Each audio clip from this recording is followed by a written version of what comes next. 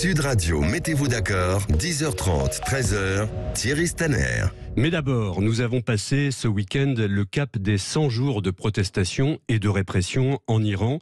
Une révolution contre la révolution, un mouvement de colère déclenché le 16 septembre dernier par la mort d'une jeune femme de 22 ans, Mahsa Amini, arrêtée pour avoir mal porté son voile. Elle est décédée lors de sa détention. Depuis, les manifestations se multiplient, les grèves aussi, tandis que le pouvoir iranien réprime ce mouvement à coups d'arrestations, de condamnations, d'emprisonnement, d'exécution. Je vous propose ce matin de revenir sur cette crise iranienne, d'en faire le bilan et d'en imaginer, si c'est possible, le dénouement, sans oublier le bras de fer entre la République islamique et l'Occident. D'ailleurs, notre diplomatie est-elle trop discrète? Devrait-on aller plus loin dans notre soutien au peuple iranien qui défie les mollahs? Vous n'hésitez pas à intervenir et à donner votre avis au 0826 300 300. Et pour en parler avec nous ce matin, Mona Jafarian, bonjour. Bonjour. Vous êtes franco-iranienne et représentante du collectif Femmes Azadi. Exactement. Ça veut dire liberté en persan, c'est ça. Thierry Coville, bonjour. Oui, bonjour. Chercheur à l'IRIS, spécialiste de l'Iran. Vous êtes l'auteur notamment de Iran, une puissance en mouvement aux éditions Erol. Alors avant de venir à proprement parler à la situation en Iran, j'ai envie de vous demander un petit mot de commentaire sur le drame qui a touché vendredi dernier la communauté kurde en France. 3 morts dans cette fusillade à Paris, dans le 10e arrondissement, et des manifestations empreintes de colère, où les représentants du Conseil démocratique kurde ont mis en cause la version d'une attaque raciste. Ils évoquent, eux, l'hypothèse d'un attentat téléguidé par la Turquie. Thierry Coville, on rappelle la situation des Kurdes dans le monde. Oui, alors le fait que ça tombe sur effectivement la population kurde, c'est une connotation historique évidente, vu que c'est un peuple qui cherche un État depuis des décennies, donc qui est en lutte avec tous les pays qui sont concernés. Oui, des populations kurdes comme l'Iran, la Syrie. Alors c'est la Turquie où je crois il y a le plus de Kurdes qui habitent, donc c'est là avec l'État turc il y a le plus de tensions. Mais c'est vrai que c'est un peuple, on va dire, qui est en lutte pour la reconnaissance, indépendance, autonomie d'un État. Et donc, effectivement, le fait que ça touche cette communauté, on comprend qu'ils soient d'autant plus touchés, oui, tout à fait. Alors, ils sont effectivement à cheval, si j'ose dire, sur 4 pays, mais il y a beaucoup de Kurdes en Iran. Et d'ailleurs, cette jeune femme dont la mort a précédé les révoltes, les manifestations, était elle-même kurde, Mona Jafarian. Exactement. Moi, je suis moi-même kurde du côté de ma maman. Et j'apporte juste une précision, c'est qu'il faut savoir que la majorité des Kurdes en Iran ne sont pas séparatistes. Mais c'est une minorité qui a toujours été persécutée par la République islamique. Et je comprends la colère des Kurdes aujourd'hui à Paris, puisque ça fait 2 fois en 10 ans qu'ils sont attaqués. Et on peut clairement dire que c'est une attaque terroriste. Donc je pense qu'il ne faut pas peser ses mots quand il s'agit de ce genre d'attaque. Possiblement téléguidé par la Turquie, comme certains le disent. Je pense qu'il y a une enquête qui sera faite, mais il y a quand même une des personnes qui est à l'origine de ce fameux slogan Jan Jian Azadi, Femme, Vie, Liberté, qui fait partie des victimes. Et on n'a jamais eu le fin mot de ce triple assassinat il y a 10 ans justement. Exactement. Et il y a une manifestation ce midi qui partira du lieu de la fusillade de vendredi dernier et qui ira jusqu'au lieu où ces 3 femmes avaient été assassinées il y a presque 10 ans. Vous y participez à cette manifestation? Malheureusement, je ne pourrais pas, mais je suis tout cœur avec eux. D'accord. Alors venons-en à l'Iran. Je le disais, 102 jours de colère, très exactement. Un slogan qui revient dans toutes les manifestations: femme, vie, liberté. Un vent de liberté qui souffle, si je peux dire, dans les cheveux des Iraniennes, de plus en plus nombreuses à enlever le voile. En face, une répression qui a déjà fait des centaines de morts, selon les ONG qui tentent d'établir le bilan de la contestation et de la répression. Plus de 450 personnes ont été tuées depuis septembre. Les arrestations se comptent par milliers et des manifestants ont été condamnés à mort, certains déjà exécutés. Pour autant, Mona, est-ce que le conflit s'essouffle face à cette répression ? Non, il ne s'essouffle pas. Une révolution ne se fait pas en 3 jours. Donc il y a forcément des hauts et des bas au niveau des mouvements. La population est déterminée et je ne pense pas qu'il y aura de marche arrière. Nous avons aujourd'hui près de 20 000 personnes emprisonnées et tout le monde le sait. Si jamais marche arrière il y avait, on condamnait 20 000 personnes à mort. Donc la population est déterminée à l'unanimité. Pour dire que c'est la fin de la République islamique et qu'il est temps que ces colons libèrent notre pays. Alors on viendra tout à l'heure à ce qui peut émerger si effectivement ça devait être la fin de la République islamique. Thierry Coville, vous pressentez que c'est un mouvement, un face-à-face qui risque de durer longtemps ? Il faut être honnête, bon, ça j'en sais rien, mais le fait que ce soit les plus fortes protestations depuis la Révolution, on a des faits quand même, ça dure, donc vous l'avez rappelé, depuis 3 mois, c'est jamais arrivé depuis la Révolution. Oui, parce qu'il y a eu d'autres mouvements de manifestation précédemment. Le radicalisme des demandes, effectivement, la population dans la rue dit on veut plus de la République islamique d'Iran, donc le mort au dictateur, c'est mort à Ali Khamenei, donc le message est quand même assez clair. Et le fait que depuis le début, les femmes étaient en tête des mouvements, c'est aussi nouveau en Iran.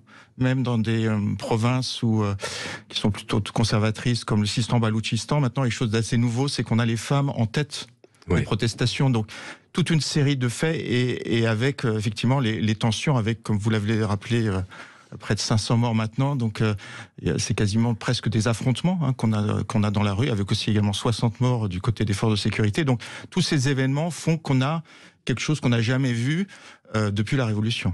Alors la revendication de ces manifestants, c'est effectivement pas une réforme du régime, mais bien une chute de ce régime.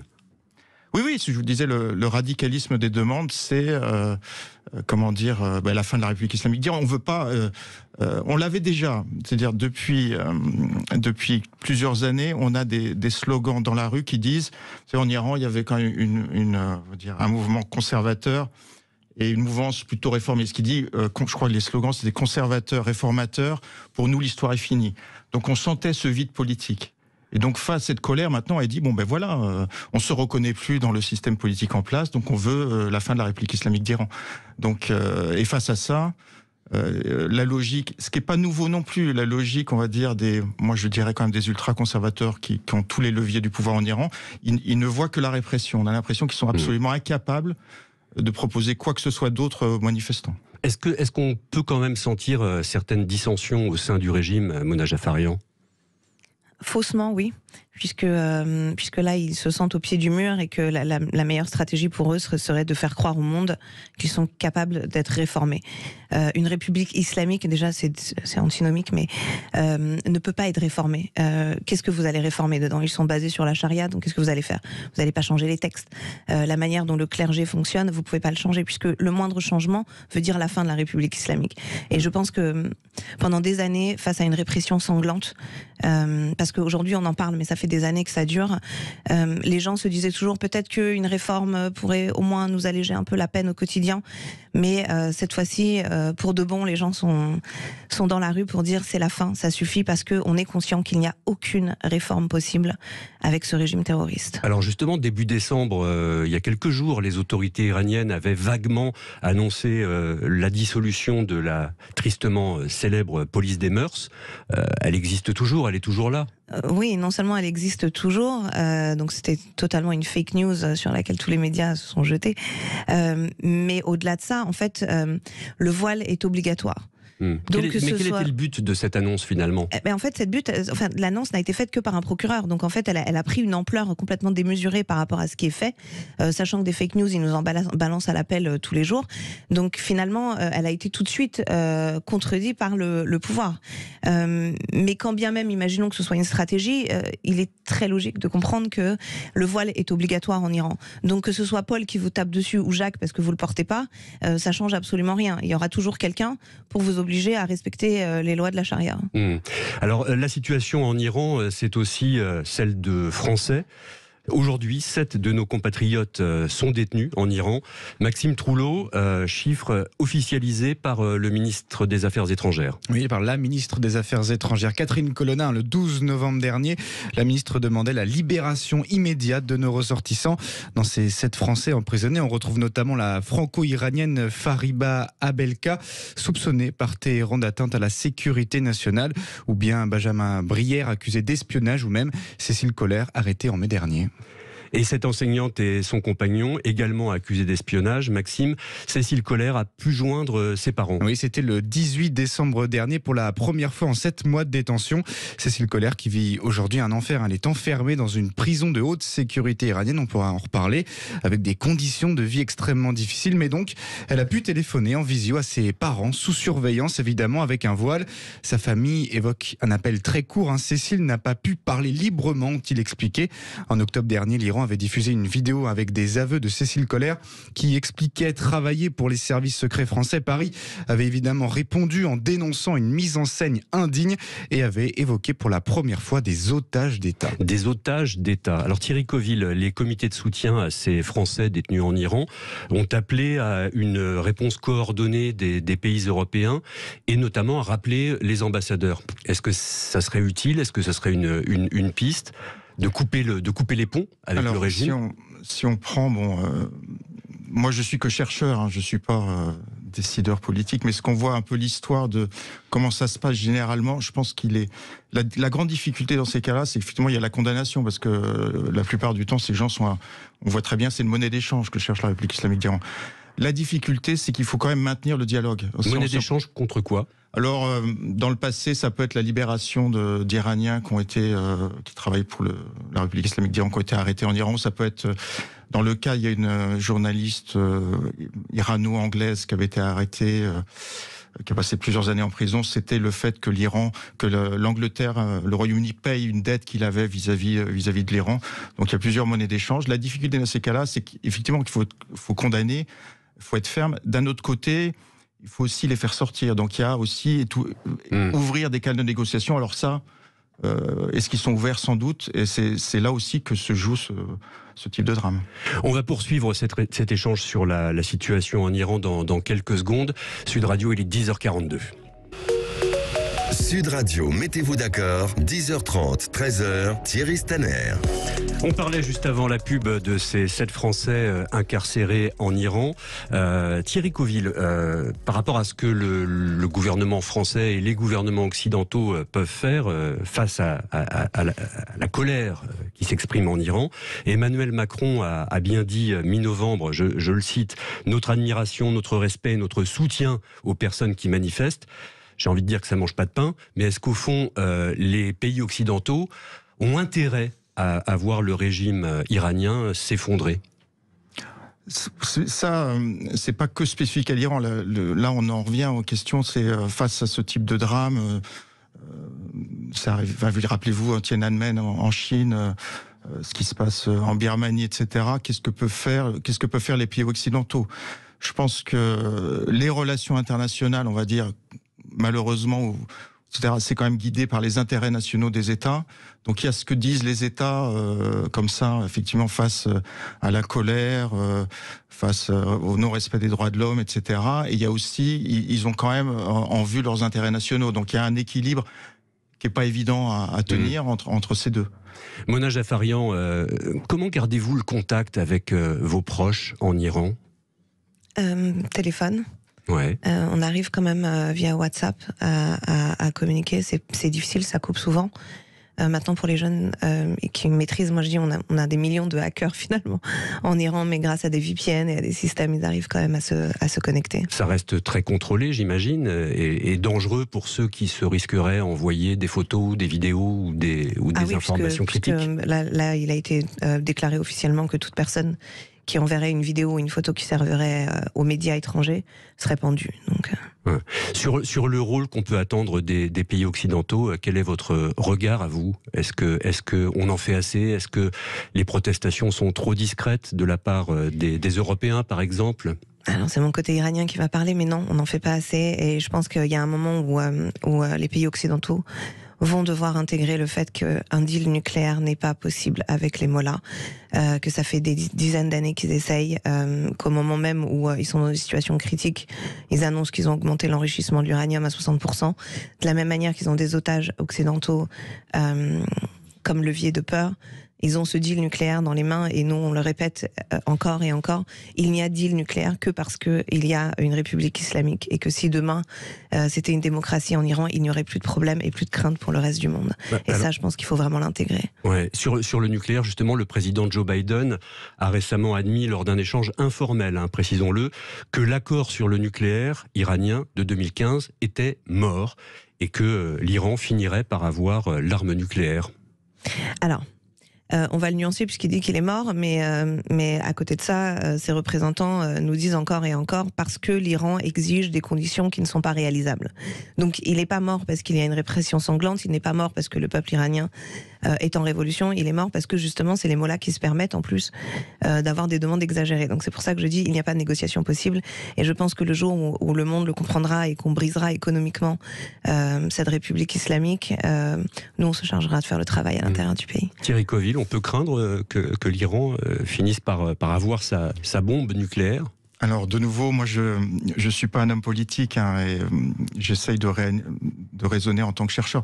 Ça sur la question sur le nucléaire, je suis pas vraiment de cet avis sur effectivement qu'il faut que l'accord est mort, parce que je pense qu'il est important quand même de rappeler l'histoire.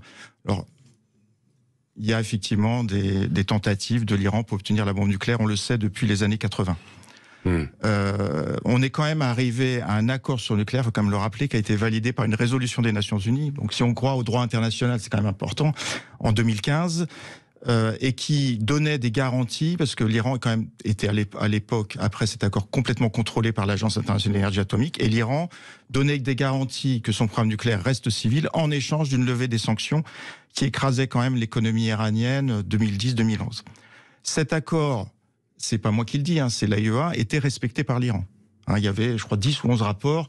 Quand Trump est élu et dit cet accord, il est nul, etc. Donc, Trump, il sort de cet accord en mai 2018, alors que l'Iran le respecte. Donc, je pense que c'est un non-respect total du droit international, surtout que les États-Unis rétablissent des sanctions, on peut peut-être le rappeler. Dans la colère qui s'exprime en Iran aujourd'hui, je suis pas le seul à le dire, il y a aussi effectivement une détresse économique. On a déjà vu en 2019, à l'époque, il y avait eu des manifestations en Iran, il y avait déjà eu des centaines de morts. Donc il y a une détresse économique avec une population qui n'en peut plus, avec une inflation qui atteint 40-50%. Donc ce que je veux dire par là, c'est que on n'a pas respecté le droit international, on a mis l'Iran en crise économique et alors, mon analyse, moi, j'essaie d'être objectif. Je pense que l'Europe n'a pas tenu sur les engagements, puisqu'on était signataire de cet accord, on n'a rien fait, on le sait. Alors, les gens n'aiment pas quand on dit ça, on n'a rien fait pour lutter contre le caractère extraterritorial des sanctions américaines. Les Américains ont mis en place un deal assez simple en disant aux Européens, écoutez, si vous continuez à travailler avec l'Iran, vous n'aurez plus accès au marché américain. Toutes les boîtes européennes ont quitté l'Iran. Donc, c'est pour ça que je suis un peu mal à l'aise quand j'entends, je comprends la colère, quand j'entends, oui, faut pas respecter cet accord. Je veux dire, on l'a déjà pas respecté, nous. Donc, et puis, alors si vous voulez, j'ai deux critiques par rapport à ça. Enfin, deux critiques, c'est deux observations. C'est je pense que les demandes de démocratie en Iran, elles sont pas nées que depuis quelques semaines. Enfin, je pense que c'est cette modernisation de la société iranienne. Je suis pas le seul à avoir étudié. On la voit monter en Iran depuis 20-30 ans. Donc, il y en a une société civile, et peut-être c'est ça qui distingue l'Iran du reste du Moyen-Orient, qui sait ce qu'elle veut, qui veut un état de droit, la démocratie. La liberté individuelle, voilà. Est-ce que c'est pas ajouter du chaos au chaos? Est-ce que ce ferait pas du bien à cette société iranienne d'avoir quand même une économie? Ils peuvent surnager. Deuxième point que je pose, c'est alors on me dit ouais, ok, l'accord sur le nucléaire il est plus valable. Et alors qu'est-ce qu'on fait? Là effectivement on a un régime, qu'on l'aime ou pas. La République islamique d'Iran, ils sont à 60% d'enrichissement d'uranium. Ils ont dit que techniquement ils peuvent fabriquer la bombe nucléaire. On me dit oui, il y a un plan B. Honnêtement, ça fait quand même des années qu'on réfléchit sur un plan B. Éventuellement, il y a la guerre.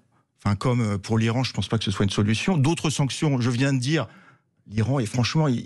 Alors, il y a la Chine qui continue d'acheter du pétrole à l'Iran. Alors on pourrait faire éventuellement pression sur la Chine pour qu'ils arrêtent d'acheter du pétrole à l'Iran, mais la question que je pose, c'est l'inflation est à 40% en Iran. Est-ce que 60%, 70% d'inflation, est-ce que ça va permettre, voilà, posons la question, le passage à l'Iran à une démocratie, etc. Ouais. Voilà, j'ai un certain nombre de questions par rapport à ça. La Chine achète du pétrole et les Russes achètent des drones. Oui, c'est les deux grands partenaires de surtout, je pense que la mouvance politique au pouvoir, c'est effectivement l'Iran se repose de plus en plus sur l'Iran et la Russie, tout à fait. Ouais. Mona Jafarian, sur cette question des sanctions contre le régime iranien, est-ce que on est allé assez loin? Est-ce qu'il faut aller plus loin? En rappelant que les fameux Pasdaran, les gardiens de la révolution islamique, s'en sont au fil des ans mis plein les poches. Alors, c'est ce que j'allais dire justement, parce que on ne peut pas accuser que l'embargo, on ne peut pas accuser que les sanctions, puisque la corruption est foudroyante en Iran, qu'il y a des milliards de dollars qui transitent vers le Canada, l'Angleterre, les États-Unis, où leurs enfants vivent une vie particulièrement luxueuse. Et je pense que vu les richesses de l'Iran et vu les partenaires économiques qu'ils avaient, notamment la Chine, le Pakistan, etc., il aurait été très facile de limiter grandement cette inflation et de faire en sorte que la population vive mieux. Sauf qu'on a affaire à des Pasdaran, aux gardiens de la révolution islamique, qui détiennent quasiment toutes les banques, qui détiennent quasiment tous les gros commerces, qui s'en mettent plein les poches de tous les côtés. Les entreprises du bâtiment, les télécoms, les aéroports, qui vendent nos mers à la Chine. Ils ont fait main basse sur toute l'économie. Exactement, en fait. Nos mers sont vendues à la Chine pour être exploitées. Donc si vous voulez, oui, les sanctions ont porté un coup dur à la population, mais non, c'est pas la seule raison pour laquelle aujourd'hui on est dans cette situation. Et malgré les difficultés économiques, malgré l'embargo, aujourd'hui on a une population iranienne qui nous dit à l'unanimité augmenter les sanctions. Parce qu'en fait, la seule chose qui permet aujourd'hui à la République islamique de tenir le coup, c'est l'argent. Il y a encore un mois, ils ont doublé le salaire des Bassidji. Parce que les Bassidji, il y avait une faiblesse qui s'installait en eux, parce qu'ils en avaient marre, parce qu'ils étaient fatigués, parce qu'on a aussi des familles qui font pression sur eux pour leur dire stop, ça devient trop barbare.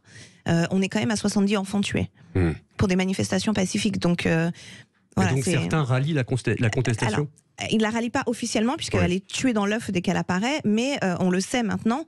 Il y a notamment des écoutes qui ont fuité d'une réunion très importante de Pasdaran qui disait clairement on a chaud, là on sent le vent tourner, donc ils doublent les salaires. Donc en fait, ce qui leur permet aujourd'hui de rester en place, c'est surtout de doubler les salaires, de donner des primes, etc. Si demain il y avait plus de quoi payer les salaires, on aurait beaucoup moins de personnes avec des matraques et des fusils en train de tirer sur la population dans la rue. On va en venir à deux personnages principaux de ce qui se déroule en Iran. Thierry Coville, qui est Ebrahim Raïssi, le président iranien élu il y a 1 an et demi? Alors, c'est un pur produit de la République islamique d'Iran. Alors, il est de formation juridique, donc il a fait toute sa carrière dans le système judiciaire iranien. Donc, bon, il a une très mauvaise réputation en Iran parce que il faut un effet qui pèse sur la société iranienne, c'est que c'était juste après la fin de la guerre de l'Iran avec l'Irak. La République islamique d'Iran a recondamné à mort une série de prisonniers politiques et donc Ebrahim Raïssi faisait partie, on le sait, du comité des gens qui ont effectivement condamné à mort alors plusieurs milliers d'Iraniens qui avaient déjà été jugés. Un dur parmi les durs, quoi. Oui, et puis un fidèle de la République islamique d'Iran, je crois c'est vraiment un fidèle, je veux dire, alors, on peut contester, mais je pense qu'il fait partie vraiment de cette mouvance les plus ultra. Il dirigeait la fondation Hastan Erroz, qui est une fondation religieuse en Iran qui a comme mission de gérer le pèlerinage, enfin l'endroit où le tombeau de l'imam Reza en Iran, qui est un des plus grands lieux de pèlerinage des chiites.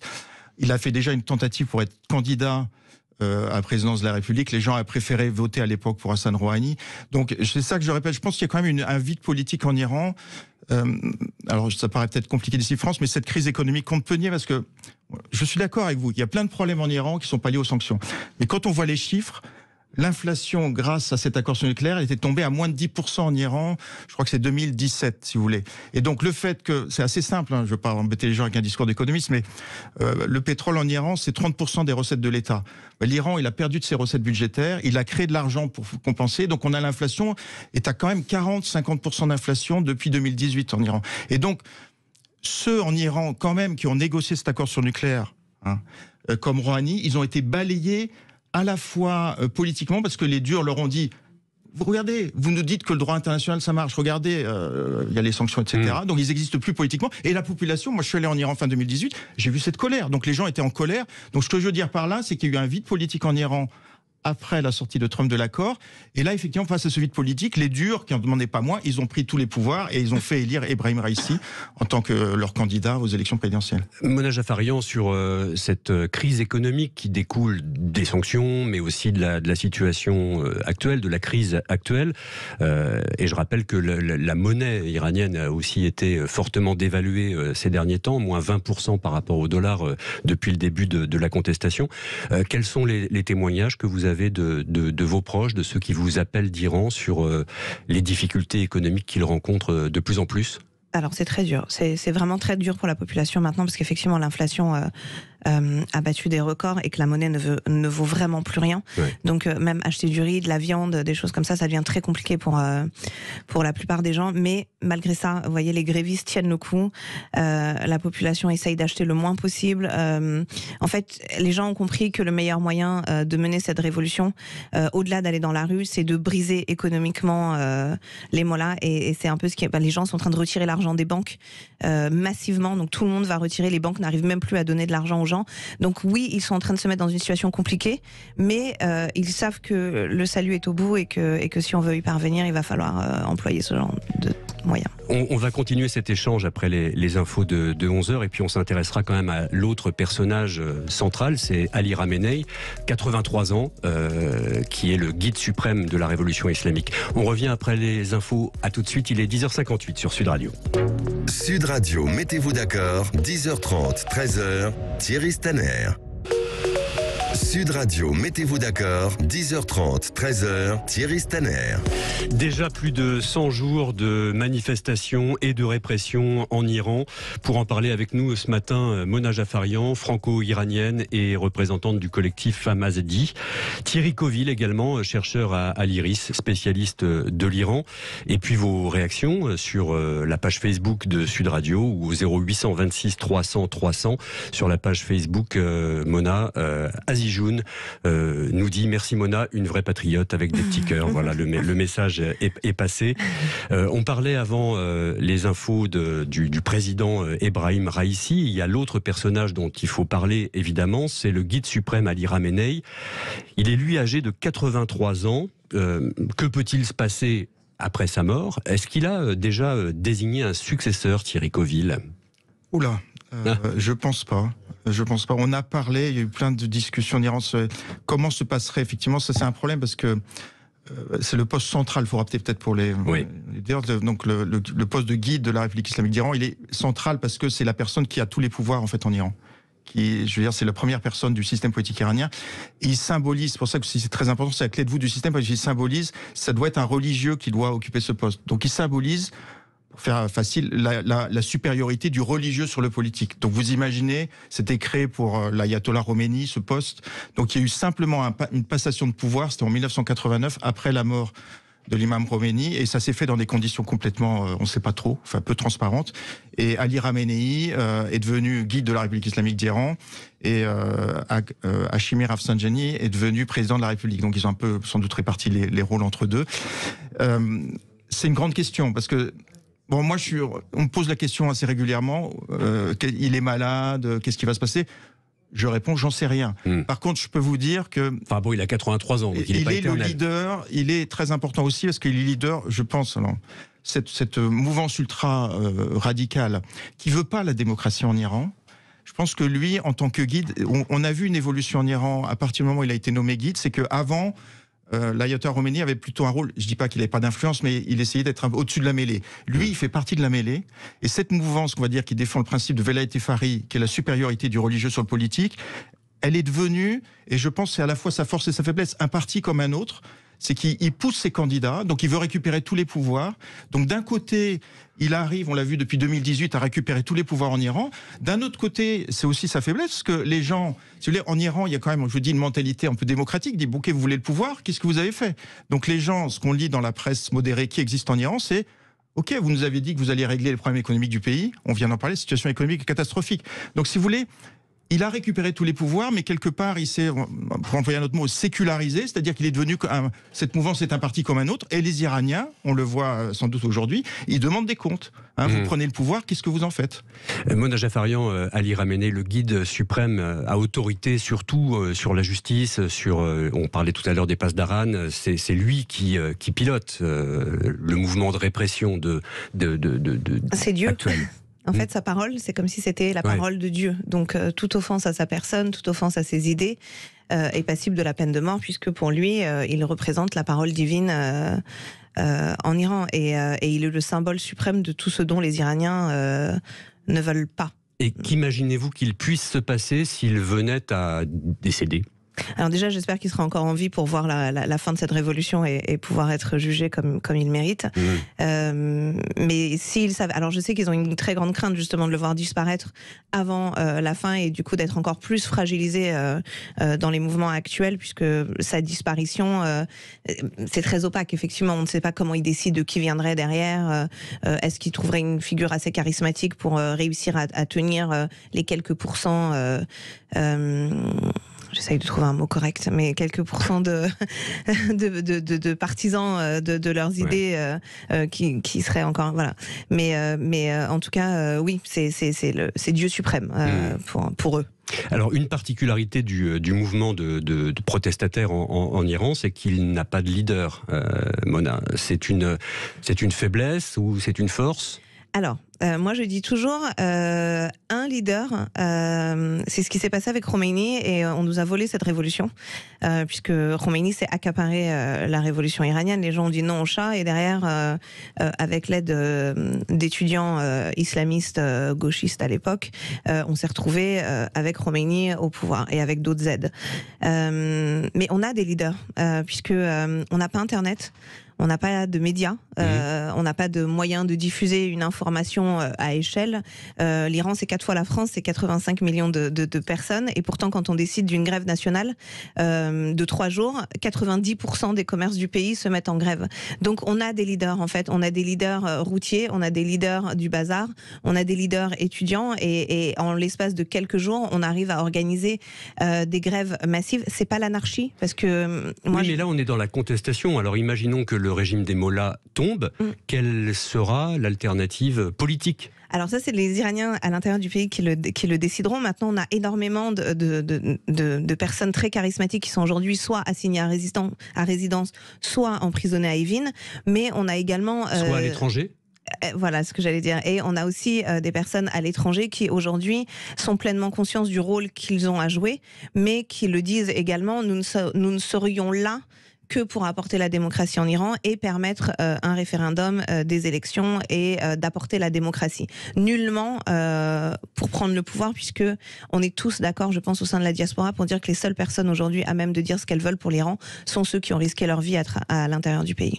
Thierry Coville, cette révolte, on l'a d'abord présentée en septembre comme une révolte des jeunes. Elle est en train de gagner l'ensemble de la population, de s'élargir petit à petit à tout l'Iran et à tous les Iraniens ? Non, alors dans les critères qui la distinguent, je pense effectivement ce rapport dont vous faisiez référence là, qui est sorti, je crois c'est un rapport auprès d'un journal conservateur. Les services, on va dire, secrets des plus durs ont dit 84%. Je crois dans ce rapport, disent que de la population iranienne, alors ils disent voient ces manifestations comme une réponse à la crise actuelle. Donc 84%, c'est pas rien. Donc ils savent bien qu'il y a un soutien, on va dire, moral de la part de l'ensemble de la population iranienne. La question qu'on peut se poser, c'est moi je vous dis ça, je suis en France, c'est facile de dire ça en France, mais effectivement, on a quand même des forces de répression qui tirent à balles réelles, on a une répression terrible en Iran, donc tout le monde ne va pas dans la rue, si vous voulez. Donc c'est plutôt, on va dire, on parle beaucoup en Iran de la génération des Ashtod, c'est ceux qui sont nés en 1380, donc ont 20 ans. Donc là, effectivement, moi je connais moins. C'est vrai qu'on a des jeunes en Iran. 1380 du calendrier iranien. Oui, excusez-moi, non, mais j'essaye de voilà, parce qu'on dit toujours. Donc ils sont beaucoup plus radicaux dans leurs demandes. C'est vrai, là, effectivement, il y a peut-être quelque chose que les chercheurs ont. Même en Iran, ils disent eux-mêmes, on les connaît mal, cette génération qui connaît très bien les réseaux sociaux. la République islamique d'Iran, tous ces modérés, radicaux, tout ça, ils veulent plus en entendre parler. Ils veulent la liberté individuelle, ils veulent la démocratie. Donc, on a des jeunes beaucoup plus radicaux. Mais c'est un peu la difficulté de cerner le mouvement actuel. Je pense, on parle beaucoup en Iran de ces couches grises. Donc effectivement, il y a une partie de la société iranienne, bon, quand même, c'est comme dans n'importe pays, il y a la maison à payer, il y a la famille à élever, donc le père de famille, etc. Il a de la responsabilité, il soutient ce mouvement, mais il va pas aller dans la rue. Donc là, à mon avis, la réponse à cette question, qu'est-ce qui va se passer, c'est qu'on a les plus motivés et qui sont prêts à risquer leur vie, qui sont dans la rue. On a tout cet espace, ce qu'on appelle les couches grises en Iran, qui, à mon avis, soutiennent. Ils veulent la démocratie, ça c'est clair en Iran. Ils veulent un état de droit.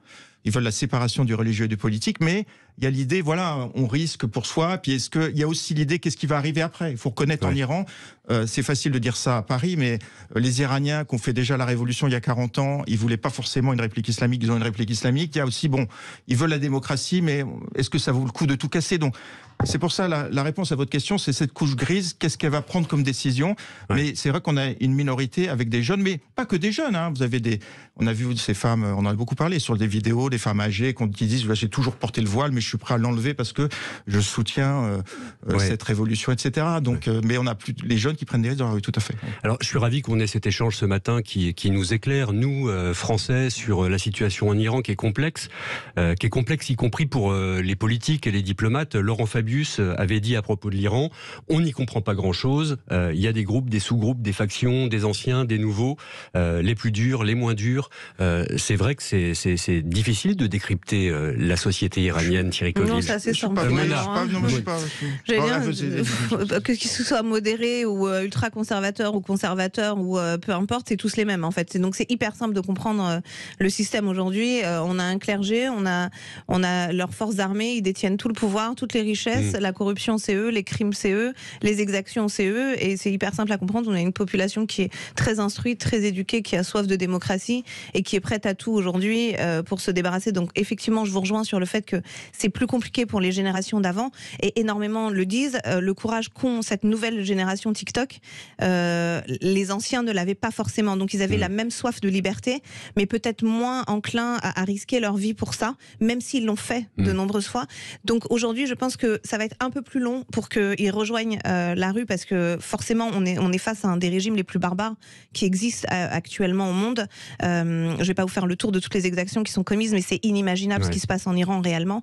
Mais ils sont là, ils soutiennent, donc comme je disais, par des mouvements de grève, par le fait de moins consommer, par le fait d'aller retirer l'argent des banques, et on viendra au fait aussi qu'on se retrouve à avoir des millions de personnes dans les rues, mais une révolution ne se fait pas en 2 jours. Voilà. Merci beaucoup à tous les deux d'être venus ce matin sur Sud Radio nous apporter votre éclairage, et puis longue vie et bonne chance à ceux qui se battent en Iran pour la démocratie et la liberté. Voilà. Merci à tous les deux. Bonne journée. Merci. Sud Radio, mettez-vous d'accord, 10h30, 13h, Thierry Staner.